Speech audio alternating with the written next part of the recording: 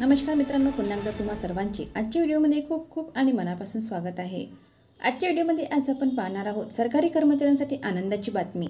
रिटायरमेंटबाबत सरकारचे नवे आदेश जाणून घ्या याविषयी सविस्तर माहिती। त्यापूर्वी चॅनलला पहिल्यांदाच भेट देत असाल तर व्हिडिओला लाईक आणि चॅनलला सबस्क्राईब करायला विसरू नका। चला तर पाहूया याविषयी सविस्तर माहिती।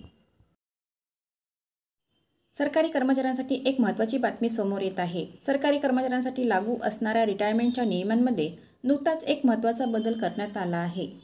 सरकारी कर्मचाऱ्यांच्या सेवानिवृत्तीविषयी असलेला दीर्घकालीन संभ्रम आता दूर झाला आहे। केंद्र सरकारने केंद्रीय सिव्हिल सेवा नियम 2021 अंतर्गत स्पष्ट केले आहे की कर्मचाऱ्यांच्या निवृत्तीचा, राजीनाम्याचा किंवा मृत्यूचा दिवस हा त्याच्या सेवा काळातील शेवटचा दिवस मानला जाईल। सदर निवेदनानुसार कर्मचारी पेन्शन आणि पेन्शनधारक कल्याण विभागाने कर्मचाऱ्याच्या सेवेतील निवृत्ती, सेवेतून काढून टाकणे, स्वेच्छानिवृत्ती किंवा मृत्यू झाल्यास तो संबंधित दिवस त्यांच्या सेवाकाळातील अंतिम दिवस म्हणून गणला जाईल। याचा थेट परिणाम कर्मचाऱ्यांच्या पेन्शन आणि ग्रॅज्युटीच्या गणनेवर होणार आहे। यापूर्वी अनेकदा कर्मचाऱ्यांमध्ये याबाबत संभ्रम होता की निवृत्ती किंवा मृत्यू झालेला दिवस सेवेत धरला जाईल का।